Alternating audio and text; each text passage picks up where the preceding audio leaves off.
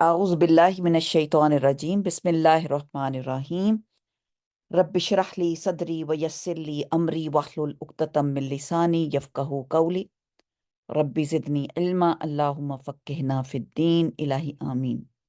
अल्हम्दुलिल्लाह। आया नंबर 163 से अल्लाह ताला फरमा रहे थे यहाँ पर कि क्या भला वो जो पैरवी करेंगे अल्लाह की रज़ा की और उसकी तरह हो सकता है जो पलटे बिसखतिन साथ नाराजगी के मिनल्लाहि अल्लाह की तरफ से वमा माअवाहु जहन्नम व बिसल मसीर। अल्लाह ताला अपनी नाराजगी का ख्याल करें किसके बारे में? जो खयानत करता है। जो खयानत करे और जो कोई खयानत करेगा वो ले आएगा जो उसने क्या खयानत की, क़यामत के दिन वो उसका पूरा पूरा बदला दिया जाएगा। खैर, इसकी हमने पूरी तफसीर कर ली थी, लेकिन अल्लाह ताला उसके बारे में यही फरमा रहे हैं कि अल्लाह ताला की रज़ा किस चीज़ में है कि अल्लाह ताला की फर्मा बरदारी की जाए। अब अल्लाह ताला फरमाते हैं कि हुम दरजातुन इंदल्लाह, के मुख्तलिफ दर्जे हैं, वो मुख्तलिफ दर्जे हैं अल्लाह के पास। और वल्लाहु बसीरुम बिमा यामलून, अल्लाह ताला के पास हर एक के मुख्तलिफ दर्जे हैं, हर एक को मुख्तलिफ कैटेगरीज हैं। जो कैटेगरीज उसने अल्लाह ताला ने बंदों के डाली हैं, और वो क्या है कैटेगरीज? कि किसी को ज्यादा दिया, किसी को कम, किसी के पास ज्यादा माल है, किसी के पास कम है, किसी के पास ज्यादा औलाद है, किसी के पास कम है। और इसी तरह कैटेगरीज जो हैं आगे भी अल्लाह ताला फरमाते हैं कि आगे भी इंसान इंसान की जो अम, दर्जे होंगे जन्नत के और जहन्नुम के, वो भी इसी के मुताबिक होंगे कि जैसा जैसा किसी ने काम किया होगा, जैसा जैसा किसी ने मामला किया होगा, उसके मुताबिक अल्लाह ताला उसको दर्जे देगा। और फिर इसी तरह बहुत ऊंचे दर्जे भी हैं। मिसाल के तौर पे जो ज्यादा रोजेदार हैं वो कौन से दरवाजे से जाएंगे भला? कौन से रोजेदार? रेयान।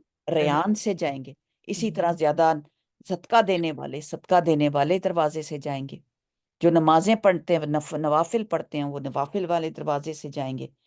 तो ये अल्लाह के यहाँ अपना एक निज़ाम और एक अपना तरीका है। अल्लाह ताला ने अपने निज़ाम और तरीके का हमें वो कैसे कैटेगरी की हुई है, किस तरह दर्जे होंगे, ये हमारा कुछ लोगों का जैसे हिसाब होगा, कुछ बगैर हिसाब के जाएंगे। तो सुभान अल्लाह, ये हम इसके बारे में नहीं जानते, लेकिन अल्लाह को मालूम है कि किसका दर्जा कैसे रखा है, क्योंकि ये लोग अल्लाह के नज़दीक मुख्तलिफ तबकों में, तबके क्या होते हैं? कैटेगरी। जैसे एक फ्लोर पे बहुत सारे अ, वो होते हैं फ्लोर्स, उस पे डिफरेंट फ्लोर्स होते हैं। इसी तरह अल्लाह खूब देखने वाला है वो जो कर रहे हैं, यानी कि अल्लाह ताला जानता है जो जो काम जैसे करेगा वैसा ही उसको दर्जा मिलेगा कि जिस नीयत से, जिस इरादे से वो किया गया है। इसके बाद अल्लाह ताला फरमाते हैं, आया नंबर पारा नंबर 4 है और आया नंबर 164, वलकद और अलबत्ता तहकीक, मन अल्लाह, मन होता है एहसान, मन एहसान होता है। मन अल्लाह, मीम नून नून रूट वर्ड है। अलबत्ता तहकीक एहसान किया अल्लाह ने, अलल मोमिनीना, मोमिनों पर। क्या एहसान? इस बात, जब भेजा, उसने भेजा, बौसत की, यानी कि अल्लाह ताला ने अपॉइंट किया, फीहिम इनमें से, रसूलन एक रसूल। ये अल्लाह ताला का एक बहुत बड़ा एहसान है कि अल्लाह ताला ने हम पे रसूल भेजे, नबी भेजे। और फिर क्या किया रसूल भेजकर? मिन अनफुसिहिम, उनके नफ्सों में से, उन जैसे लोगों में से, इंसानों में से।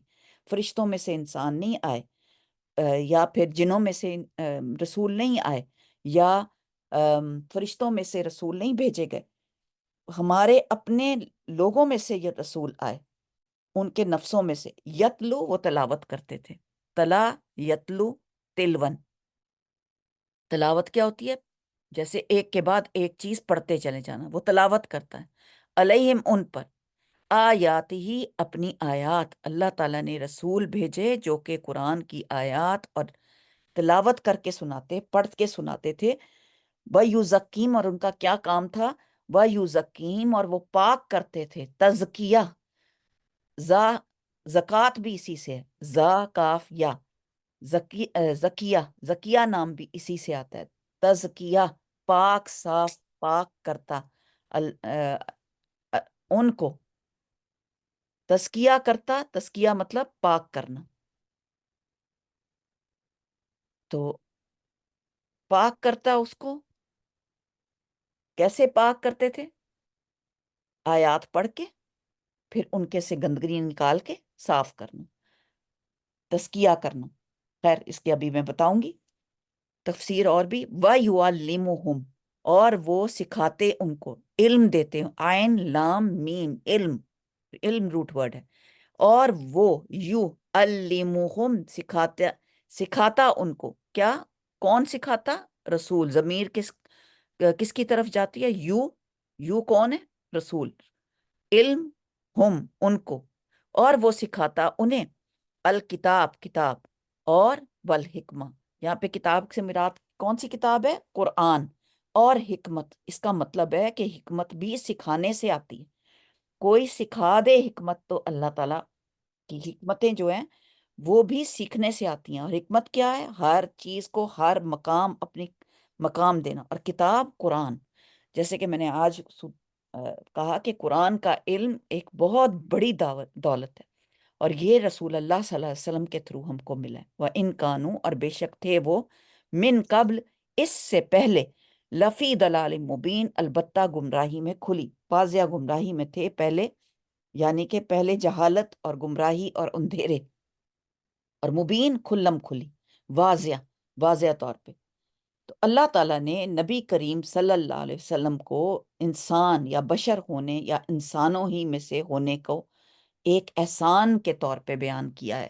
لقد من اللہ، یہ احسان ہے آپ کا، اور یہ احسان عظیم ہے کہ اس طرح ایک تو وہ اپنی قوم کی زبان اور لہجے میں ہی اللہ کا پیغام لائے، انہوں نے پہنچایا، جسے سمجھنا ہر شخص کے لیے آسان ہوگا، اور پھر دوسرا لوگوں میں ہم جنس ہونے کی وجہ سے، انسان ہونے کی وجہ سے ان کی مانوس ہو جاتا ہے نا انسان، جو اپنے جیسے لوگوں، کوئی علیحدہ سے مخلوق ہوتی تو ہم ان کو سمجھ ہی نہ سکتے، اور پھر اور اس سے قریب یہ قربت پیدا کرتی ہے، اس سے قریب کرتی ہے انسانوں کو انسانوں کے ساتھ، اور تیسرا انسانوں کے لیے انسان ہونا۔ آپ لوگوں میں سے کس نے مجھے دیکھا ہوا ہے؟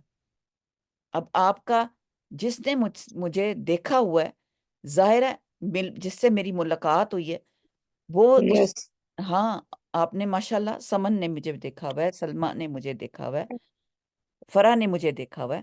اب جنہوں نے مجھے دیکھا ہوا ہے انہوں نے، ان کی محبت، انسیت میرے ساتھ اور قسم کی ہے، رائٹ؟ اور جنہوں نے مجھے نہیں دیکھا ہوا ان کی انسیت اور ان کی محبت اور قسم کی ہے، وہ آن لائن ہی انہوں نے مجھے دیکھا، کیونکہ وہ میری پرسنالٹی کو میرے چہرے کے ساتھ، میری بات کرنے کے طریقے کے ساتھ نہیں میچ کر سکتے۔ سمجھ آ رہی ہے آپ کو میری بات کی؟ تو رسول اللہ صلی اللہ علیہ وسلم جب ان لوگوں نے ان کو دیکھا، ان کو ملے، ان کے ساتھ معاملات کیے، اور سب ان کو پہلے ہی نبوت سے پہلے کیا کہتے تھے؟ صادق اور امین کہا کرتے تھے۔ تو آپ جس بندے کے بارے میں جانتے ہیں، جس بارے میں آپ کو ملے ہوتے ہیں، آپ کا اس سے معاملہ اور ہوتا ہے، اور جب آپ اس کو خالی آن لائن آپ آواز سن رہے ہیں، یا خالی آپ کی ملاقات نہیں ہوئی لیکن آپ ان کے ساتھ معاملہ اور کرتے ہیں۔ مثال کے طور پہ اور ایک اور بات بتاتی ہوں، ڈاکٹر فرحت ماشاء اللہ قوت الا باللہ، ہر کوئی ان کی بات کو سنتا ہے، اب کہ ان کے کلام میں اتنی محبت ہے کہ وہ اللہ کا کلام، اور ان کی آواز اور ان کی جو چاہت ہے ماشاءاللہ لوگوں کی، وہ فوراً لوگ ان کی طرف اٹریکٹ ہوتے ہیں، ان کی طرف آتے ہیں، مائل ہوتے ہیں۔ تو جب وہ ملنے آتے ہیں نا، تو وہ کیا کرتے ہیں؟ ان کو استاذہ کے اوپر ہی چڑھ جاتے ہیں، ان کے اوپر ہی سارا اپنا بوجھ، اگر وہ بیٹھی نہیں ہیں مثال کے طور پہ، کھڑی ہیں تو وہ تو اونچی لمبی ہیں تو اور ان کا حساب ہے، لیکن جیسے ہی وہ بیٹھی ہوتی ہیں تو لوگ ان کے اوپر چڑھنے کی کوشش کرتے ہیں، لیکن ایک انسان کا روب ہوتا ہے پرسنالٹی کا. پھر میں جب اگر وہ کلاس لے رہے ہوتے ہیں، کلاس کے بعد ملتے ہیں، تو ان کو سمجھ آتی ہے کہ یہ ہمیں ویسے بھی ایس او پیز کی وجہ سے بھی اتنا زیادہ آپ کسی کے اوپر نہیں چڑھ سکتے، تو پھر وہ اپنے آپ کو روکتے ہیں دیکھ کے، مطلب کہ دیکھ کے معاملہ اور ہوتا ہے. ایگری کرتے ہیں آپ اس بات پہ کہ آپ نے کسی کو دیکھا ہے اور آپ نے کسی کو نہیں دیکھا، اور خالی آپ کسی سے معاملہ بغیر دیکھے کرتے ہیں تو معاملہ اور ہوتا ہے، اور کسی کو ملتے ہیں تو اور معاملہ ہوتا ہے. جی جناب. اس کے بعد یہ فرمایا تیسرا یہ کہ انسان کے لیے، انسان یعنی جو بشر کی جو ہے فالو کرنا، وہ بڑا آسان ہو جاتا ہے، ممکن ہو جاتا ہے.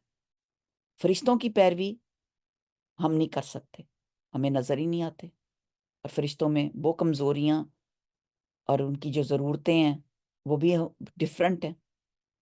ان کی خالی تسبیح جو ہے، وہ تسبیح جو ان کی خوراک ہے خالی فرشتوں کی، اور ہمیں نظر بھی نہیں آتے، اور وہ پھر ایک دم غائب بھی ہو جاتے ہیں، اور وہ موجود ہوتے ہیں اور ہمیں پتہ بھی نہیں ہوتا. اور نہ فرشتہ انسان کے شعور کے اندر یا اس کی گہرائیوں میں یا باریکیوں کو جان سکتا ہے. مین بات یہ ہے، ہر مخلوق علیحدہ ہے، مرد علیحدہ ہے. مرد اللہ تعالیٰ نے علیحدہ چیز پیدا کی ہے، عورت علیحدہ پیدا کی ہے، عورت کی مخلوق علیحدہ ہے، جو ہے فرشتے وہ علیحدہ ہیں. اور اللہ تعالیٰ نے انسانوں میں انسان پیدا کیے تاکہ انسانوں سے ہی ان کو فالو کیا جائے. اس لیے اگر پیغمبر فرشتوں میں سے ہوتے تو وہ ان ساری ضروریات سے محروم ہوتے، نہ وہ تبلیغ کر سکتے، نہ وہ دین کی دعوت دے سکتے. اس لیے جتنے انبیاء بھی آئے سب کے سب انسان تھے، اور قرآن مجید ان کے بارے میں ان کی خوشخبری دیتا ہے اور خوب کھول کھول کے بیان کرتا ہے. ہم نے یہ جو باتیں ہیں، یہ سورۃ یوسف، سورۃ الفرقان، یہی چیز بات جو ہے وہ سورۃ یوسف آیا نمبر 109 میں، سورۃ الفرقان آیا نمبر 20، حامیم سجدہ میں آیا نمبر 6، اور سورۃ کہف کی آخری آیت میں یہ صاف آیا کہ یہ میں اس لیے آپ کو ڈکٹیٹ کرا رہی ہوں کہ کل کو آپ کسی میلاد میں یا کسی ایسی جگہ جاتے ہیں جہاں نبی صلی اللہ علیہ وآلہ وسلم کو خدا نخواستہ بشر نہیں کہا جاتا، یا ان کو کہا جاتا ہے کہ یہ کوئی ابھی زندہ ہیں اور یہ ابھی آئیں گے اور ہم کھڑے ہو کے ابھی درود پڑھیں گے اور ان کو بلائیں گے، یہ سب بدعات ہیں. یہ سب اللہ تعالیٰ نے نہیں منع کیا. یہ آیات سورۃ یوسف 109 ان کو یاد کر لیں، سورۃ الفرقان آیا 20، حامیم سجدہ آیا نمبر 6، اور سورۃ کہف کی آخری آیت یہ بتاتی ہے کہ کیا رسول اللہ صلی اللہ علیہ وآلہ وسلم ایک انسان تھے، انسان ہیں، فوت ہو گئے، چلے گئے، اب وہ واپس نہیں آ سکتے، وہ ہماری دنیا میں ہمیں کچھ نہیں ہم ان کو بلا سکتے. ہم درود بھیجتے ہیں، ان تک پہنچتا ہے، ہم درود بھیجتے ہیں، ان تک پہنچتا ہے، وہ سلام ہم بھیجتے ہیں، ان کو پہنچتا ہے. ہمارے میں سے جو فوت ہو گئے ہیں ہم ان کو کہتے ہیں اللہ مغفر لہ ورحمہ، ان کو پہنچتا ہے، دعائیں ان کو پہنچتی ہیں، پہنچ جاتی ہیں، لیکن ان سے کوئی چیز یہاں پر نہیں پہنچ سکتی ہمیں. اور یہ آیت پہلے والی جو آیت جو ہے، یہ جو پہلے بتایا گیا خیانت کے بارے میں کہ ایک نبی کی شان نہیں ہے کہ وہ خیانت کرے. نبوت اور خیانت یہ دونوں ایک جگہ پر جمع نہیں ہو سکتے. تو اب اس آیت میں اس کی مزید تاکید فرمائی جا رہی ہے کہ آپ صلی اللہ علیہ وسلم کو ایک پاکیزہ اور اعلیٰ ایک منصب عطا کیا گیا، منصب العین ان کا تھا، ان کا ایک فوکس تھا، اس لیے ان کے درجات بلند تھے. وَهُمْ دَرَجَاتٌ عِندَ اللَّهِ، یہ سب اللہ کے درجے ہیں، اللہ تعالیٰ جس کو چاہے جو درجہ چاہے اللہ تعالیٰ عطا فرمائے. اور یہ درجہ اللہ تعالیٰ نے نبی صلی اللہ علیہ وسلم کو دیا، ان کو سلیکٹ کیا، اور ہمیں کتاب اور حکمت سنت کی تعلیم دی. کتاب ہے اور حکمت کیا ہے؟ حکمت سنت ہے. یؤتی الحکمت ومن یشاء، تمہیں دی گئی حکمت جتنی اللہ تعالیٰ جتنی چاہتا ہے. اللہ سے حکمت مانگنی چاہے، معاملات میں حکمت اللہ تعالیٰ کی بہت بڑی رحمت ہے. اور پھر ایسی پاکیزہ ہستی کی طرف جو اتنے عظیم مقصد کے لیے اللہ تعالیٰ نے مبعوث ہوئی. یہاں پہ کہا تھا نا از باسا، تو جب بھیجا، مبعوث کیا گیا ان میں ایک رسول، اور ان کو بھیجا گیا، تو کوئی عقل مند آدمی اللہ تعالیٰ کی اس نشانی کو میں غلوف نہیں کر سکتا، یعنی کہ ایگزیجریٹ نہیں کر سکتا، نہ حد سے زیادہ نہ حد سے کم. کسی کے دل میں یہ خیال کیسے آ سکتا ہے کہ آپ خیانت جیسی چیز کرتے؟ جیسے خیانت جو ہے بہت بڑا کبیرہ گناہ ہے، اور یہ ایک لعنت شدہ فعل. رسول اللہ صلی اللہ علیہ وسلم نے بہت سی احادیث میں بھی اس گناہ کے بارے میں یہ کبیرہ گناہ قرار دیا گیا، اور کہ امانت میں خیانت کبیرہ گناہ ہے. اور میں نے آپ کو یہ امانتوں کا بتایا بھی تھا، میں نے آپ سے شیئر بھی کیا تھا امانت کے بارے میں کہ یہ کبیرہ گناہ ہے، اور یہی بات بار بار ہمیں بتائی جا رہی ہے. اللہ تعالیٰ ہمیں اسلام، اللہ تعالیٰ نے ہمیں امانت دیا، یاد رکھیں. اور اسلام کی جو دولت ہے، اس کو سبحان اللہ یہ ذمہ داری ہے ہماری ذمہ داریوں میں سے سب سے بڑی ذمہ داری دین کو حاصل کرنا، اس کو صحیح عمل کرنا، اس کی حکمتیں جاننا، اور پھر اس کو آگے پہنچانا. بات یہ کہ ہمیں ان ذمہ داریوں کا جب پتہ نہیں ہوتا، کیونکہ امانت اللہ تعالیٰ نے ہمیں دی ہے. فرمایا نبی صلی اللہ علیہ وآلہ وسلم نے، حدیث میں آتا ہے، میں حدیث ڈھونڈ رہی تھی ابھی، فرمایا کہ کلکم رائن، کلکم رائن، تم میں سے ہر ایک نگران ہے، اور وکلکم مسئول عن رعیتہ، اور اس میں سے اس کے ماتحتوں سے متعلق سوال کیا جائے گا. پھر امیر نگران ہے، اور آدمی اپنے گھر والوں پر نگران ہے، اور عورت اپنے شوہر کے گھر اور اپنے بچوں پر نگران ہے. بس تم میں سے ہر ایک نگران ہے، اس سے اس کی رعیت کے بارے میں پوچھا جائے گا. تو سبحان اللہ، ہمیں اللہ تعالیٰ نے اپنی امانتوں کے بارے میں پوچھنا ہے. ایک اور جگہ پر رسول اللہ صلی اللہ علیہ وسلم فرمایا کہ غلام جو اپنے مالک کی خیرخواہی کرتا ہے اور اپنے رب کی عبادت بھی تمام حسن اور خوبی کے ساتھ جب وہ یہ سب انجام دیتا ہے، تو اسے دگنا ثواب ملتا ہے. اپنا بھی کام کر رہا ہے، تو سوچیں آپ اپنا بھی کام کر رہے ہیں اور کسی کا کام بھی سنوار رہے ہیں، تو اللہ تعالیٰ آپ کو اس کا اجر دیتے ہیں. رسول اللہ صلی اللہ علیہ وسلم نے فرمایا عبد الرحمن بن عوف کو کہ عبد الرحمن بن سمرہ عبد الرحمن بن سمرہ کو کہ تم حکومت کے کسی منصب کا سوال نہ کرنا، اس لیے کہ اگر یہ منصب تجھے سوال کرنے سے ملے گا تو پھر یہ تیرے سپرد کر دیا جائے گا، اور یہ اگر تجھے بغیر سوال کیے مل گیا تو اس پر تیری مدد ہوگی. تو کسی بھی منصب یا مقام کو حاصل کرنے کے لیے کبھی سوال نہیں کرتے. کوئی خود سے مل جائے تو الحمدللہ. تو اللہ تعالیٰ نے اگر آپ کو کوئی منصب دے دیا ہے، کوئی آپ کو مقام دیا ہے، تو اس کی خیرخواہی بھی کرنی ہے. سیدنا حسن رضی اللہ تعالیٰ روایت کرتے ہیں کہ عبید اللہ بن زیاد اور موقل بن یسار رضی اللہ تعالیٰ عنہ کی عیادت کے لیے اس مرض میں گئے جس میں ان کا انتقال ہوا. تو موقل رضی اللہ تعالیٰ عنہ نے ان سے کہا کہ میں تمہیں ایک حدیث سناتا ہوں جو میں نے رسول اللہ صلی اللہ علیہ وسلم سے سنی تھی.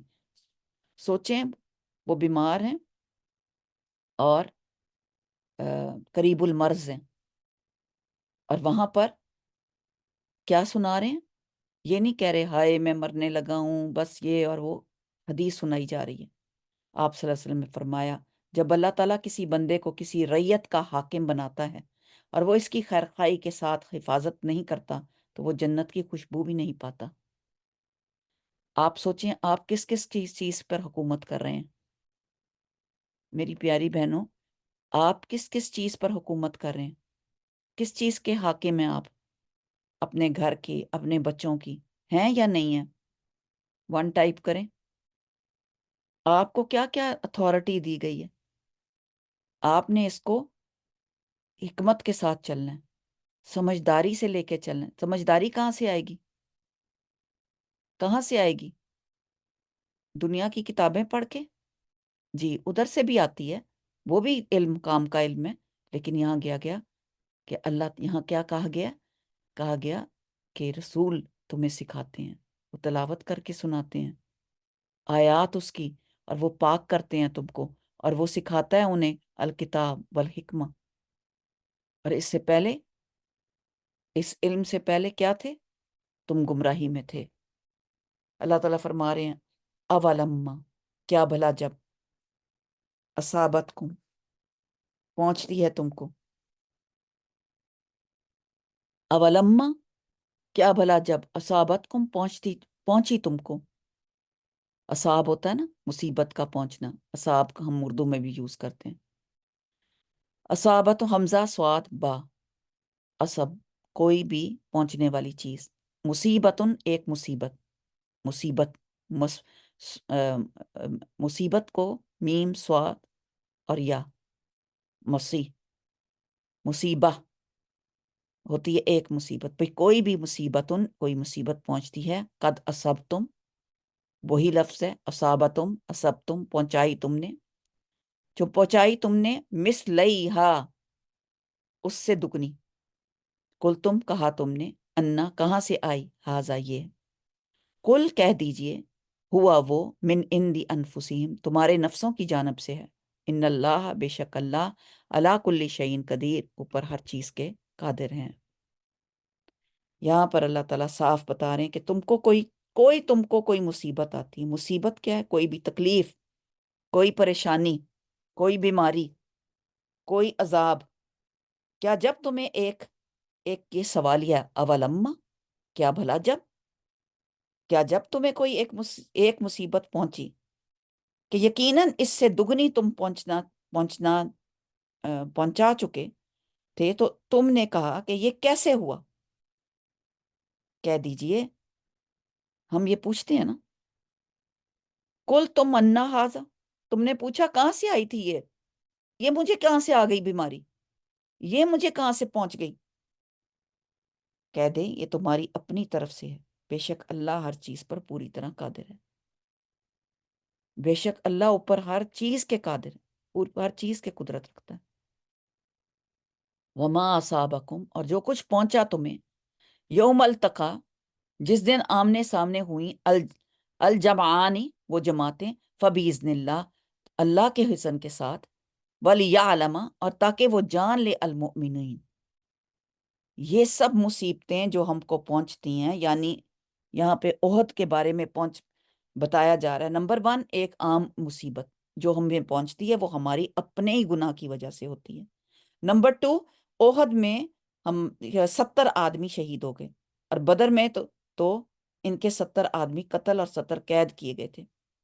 قیدی بھی مقتول کے حکم میں ہی ہوتا ہے کہ جب گرفتار کرنے والے کی مرضی ہو تو اسے قتل کر دے، جب وہ قتل جو ہوتا ہے تو اللہ تعالیٰ کہتے ہیں ہوا من عند انفسکم، یعنی تمہارے گناہوں کی وجہ سے یا خود تمہارے پسند کرنے کی وجہ سے۔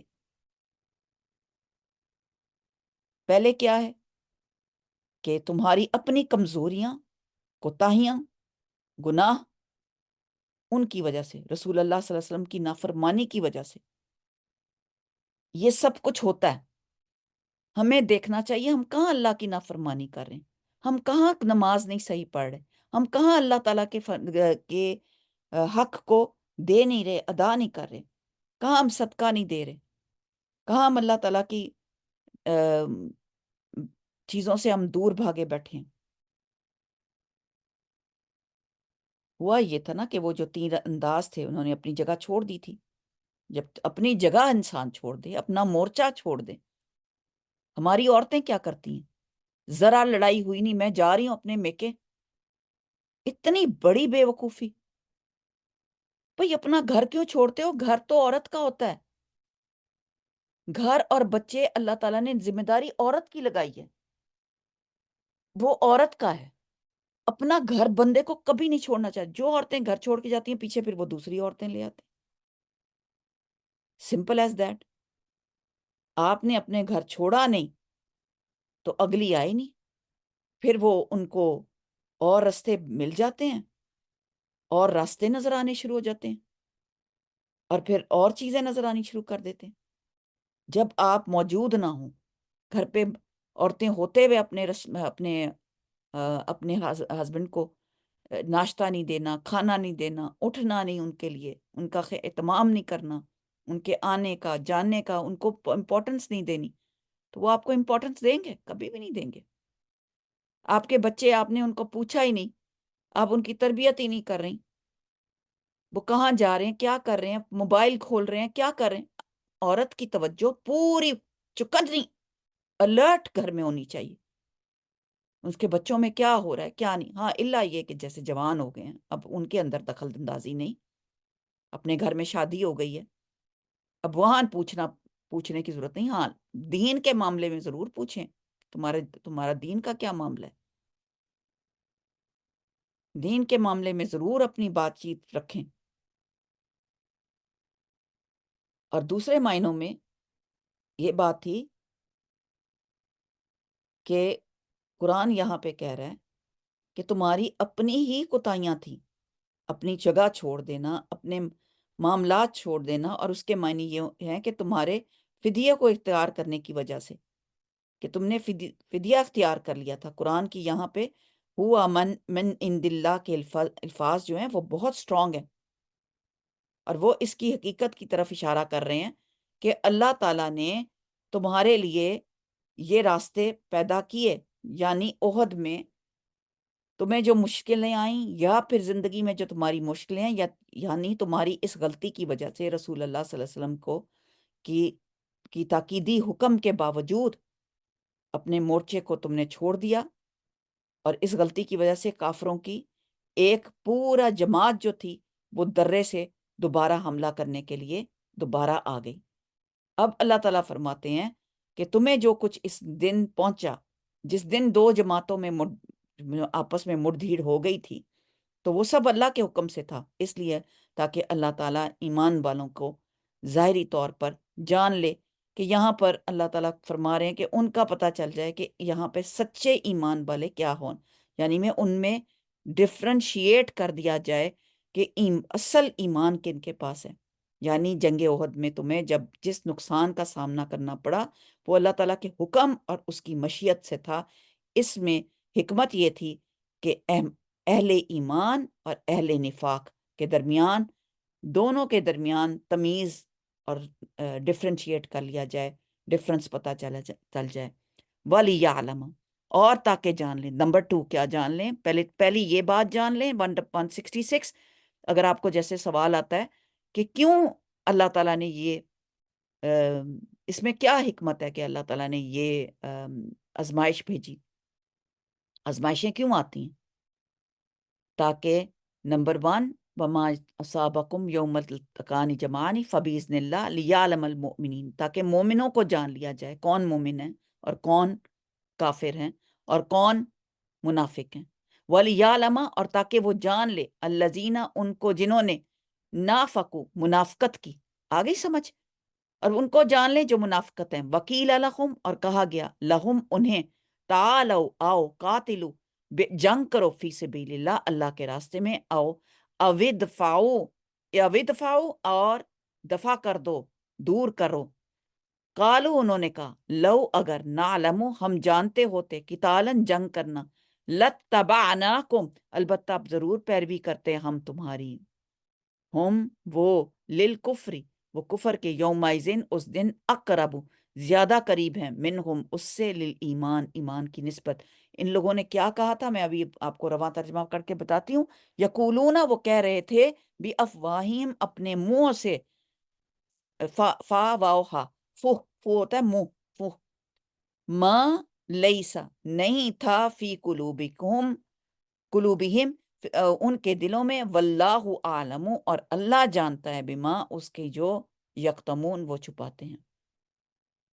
سبحان اللہ، تاکہ وہ ان لوگوں کو جان لے، اللہ تعالیٰ جان لے، کن کو جان لے؟ جنہوں نے منافقت کی، اور جن سے کہا گیا کہ آؤ اللہ کے راستے میں، آؤ جنگ کرو، آؤ جنگ کرو اللہ کے راستے میں، ان کو کہا گیا تھا۔ تو یا پھر مدافعت کر لو، دفاع کر لو، آؤ کوئی بیٹھ کے سمجھوتا کر لیں، مدافعت کرو۔ تو انہوں نے کہا کہ اگر ہم کوئی لڑائی ہم کوئی لڑائی معلوم کرتے تو ضرور تمہارے ساتھ چلتے اگر ہمیں پتا ہوتا کیسے لڑنا ہے۔ اور وہ اس دن اپنے ایمان کے قریب ہونے کی بجائے کفر کے زیادہ قریب تھے۔ کیوں؟ کیونکہ انہوں نے اللہ اور رسول کی بات نہیں مانی تھی۔ Simple as that. اپنے مومنوں سے وہ باتیں کہتے ہیں جو ان کے دلوں میں نہیں، اور اللہ زیادہ جاننے والا ہے اور وہ چھپاتے ہیں۔ یہاں پر ایک لفظ آیا ادفعو، اس کا مطلب جاننا بڑا ضروری ہے۔ دفع کرو۔ نبی کریم صلی اللہ علیہ وسلم جنگ احد میں 1000 کی فوج لے کر احد کی طرف چلے تھے، اور ایک تھا مقام شوت، شین واؤ توئے پر پہنچے تو عبداللہ بن ابی جو منافقوں کا سردار تھا اپنے 300 ساتھیوں سمیت وہاں سے لوٹ گیا، پلٹ آیا۔ لوگوں نے اس سے کہا کہ اگر اللہ کی راہ میں جہاد نہیں کر سکتے تو کم از کم مسلمانوں کے ساتھ ہی رہو، کھڑے تو رہو، تاکہ کثرت تعداد کا دشمن پر اثر پڑے، وہ آگے بڑھنے کی جرت نہ کریں گے۔ جب دیکھیں گے کہ اتنے لوگ ہیں تو تم لوگ کھڑے تو رہو۔ اوید فاؤ کا یہاں جو معنی کیے گئے ہیں تو مفسرین کہتے ہیں کہ مگر بعض نے یہ معنی بھی کیے ہیں کہ صرف وطن کی حفاظت کے لیے، دفاع کرنے کے لیے، یا پھر قومی حمیت کے لیے، کہ قوم کو ہمت دلانے کے لیے۔ دفاع ہوتا ہے نا، دفاع انگلش میں کیا کہتے ہیں اس کو؟ مجھے ورڈ ابھی یاد نہیں آ رہا، کہ آپ نے اس کا دفاع کرنا، جیسے آپ قوم کا دفاع کرتے ہیں، تو آپ دفاع کرنے کے لیے، آپ ایک پروٹیکشن کرنے کے لیے کہ آپ وہاں پہ موجود تو ہو، وطن کی حفاظت کی خاطر ہی لڑائی میں شامل رہو۔ یہ معنی زیادہ درست معلوم ہوتے ہیں۔ لوگوں نے ہر طرح سے ان کو واپس لانے کی کوشش کی مگر وہ تیار نہ ہوتے تھے، اور وہ جواب دیا جو آگے آ رہا ہے۔ کیا کہا؟ یقولون بافواہہم، انہوں نے اپنے منہ سے وہ بات کی جو ان کے دلوں میں نہیں تھی۔ قالو، کیا کہا؟ قالو لو نعلم قتالا، یہ کہا قالو لو نعلم قتالا تبعناکم، وہ کہنے لگے کہ کوئی لڑائی وڑائی ہمیں نہیں آتی، اگر ہمیں واقعی لڑائی کی توقع ہوتی تو ہم ضرور تمہارے ساتھ دیتے، ہمیں آتی ہوتی لڑائی تو ہم کرتے۔ یا مطلب یہ ہے کہ کوئی ہمیں جنگ لڑنی نہیں آتی، اور ہمیں ان کے ساتھ کوئی لڑنا تھا بھی نہ۔ ہاں بچاؤ، ٹھیک ہے، ڈیفینڈ، ماشاءاللہ، ہاں ڈیفینس ہوتا ہے نا، ڈیفینس کے لیے بندہ کام کرتا ہے، ڈیفینڈ کرنے کے لیے، ویری گڈ۔ تو کیا کہتے ہیں یہ کہ ہم جانتے ہوتے جنگ کرنا، یا ہم جانتے ہوتے لڑنا، یا ہمارا ان سے کوئی لڑائی یا جھگڑا ہوتا تو ہم ان سے لڑتے نا، ہم لڑیں کیوں؟ ہمارا تو ان سے کوئی جھگڑا ہی نہیں ہے۔ تو ایسی باتیں کر کے ادھر یہ 3000 کا جو ان کا مقابلے کا جو لشکر تھا، اور 1000 یہ لے کے آئے تھے، جس میں سے 300 یہ عبداللہ بن ابئی کے لوگ جو تھے، یہ واپس چلے گئے۔ شاہ عبد القادر کے لکھتے ہیں، جو کہ مفسر القرآن ہے، یہ کلمہ انہوں نے تان کے طور پہ کہا تھا۔ مطلب یہ تھا کہ مسلمان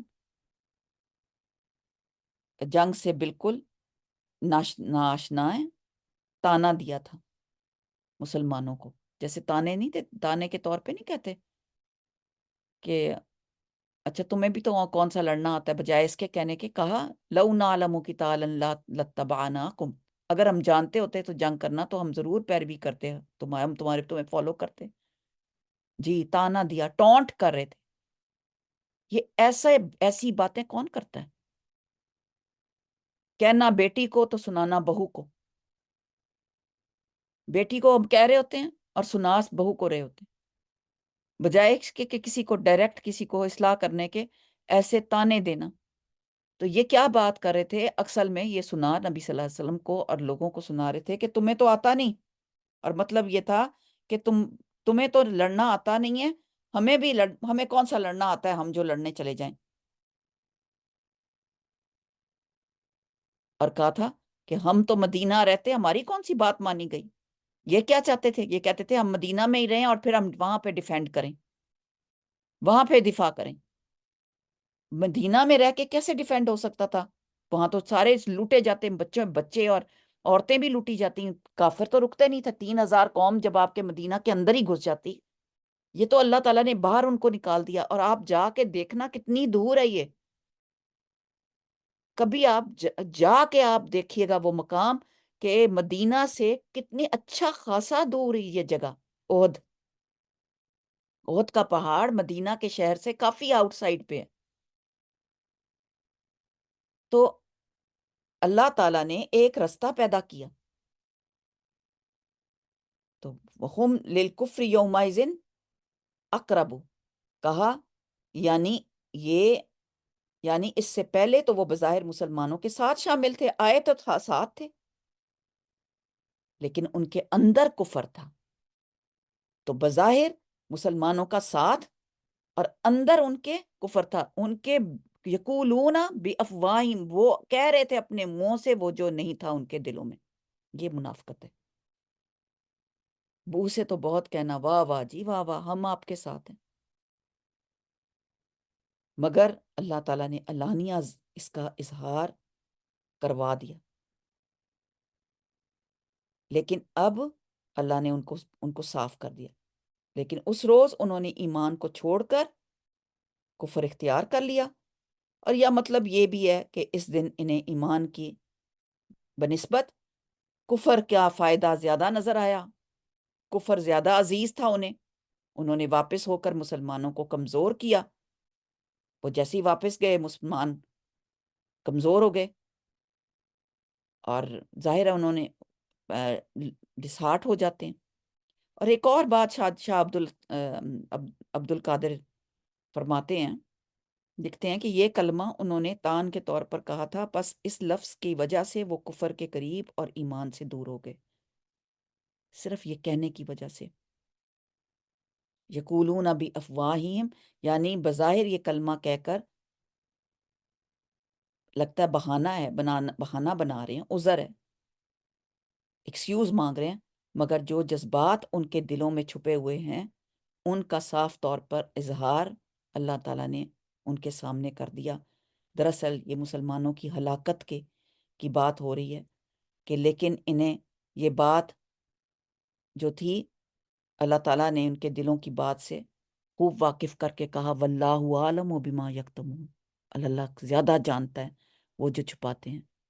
اب ان کے ہی بارے میں کہا جا رہا ہے الذین، وہ جنہوں نے قالوا کہا لیخوا اخوانہم، اپنے بھائیوں کو، وقعدوا، اور وہ خود بیٹھ گئے، لو اطاعونا، کہ وہ اطاعت کرتے ہماری، ما قتلوا، نہ وہ قتل کیے جاتے، کل فدار انفسکم الموت ان کنتم صادقین، کہہ دیجئے پس دور کرو انفسکم انفسکم، اپنے نفسوں سے، الموت کو، موت کو، ان کنتم صادقین، اگر تم سچے ہو۔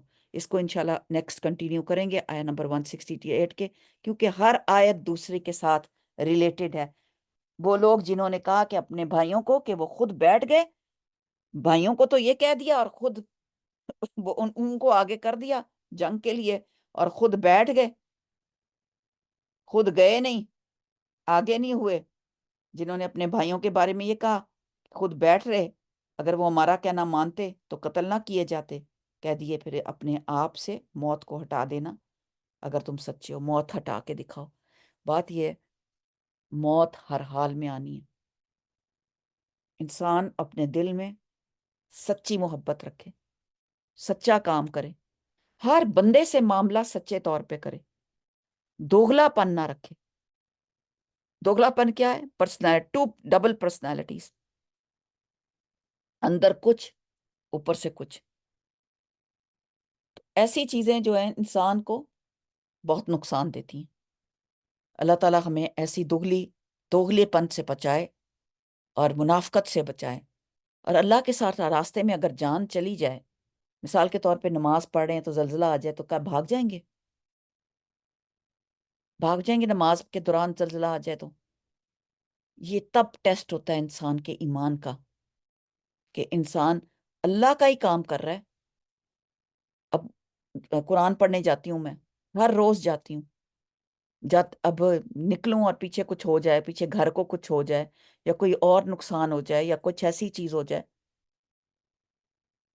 تو میں کیا کروں گی؟ میں کہوں گی میں قرآن پڑھنے جاتی ہوں اس لیے میری کلاس میں یہ سب کچھ ہوا، اس لیے میرے گھر کو کچھ ہوا؟ نہیں، میری اپنی کوئی کوتاہی ہوگی، میں نے کوئی کام ایسا غلط کیا ہوگا جس کی وجہ سے یہ سب کچھ ہوا. اپنے اعمال ناموں کو ہم چھوڑ کر ہم دوسروں پہ بلیم گیم کرتے رہتے ہیں، اور یہ منافقت ہے.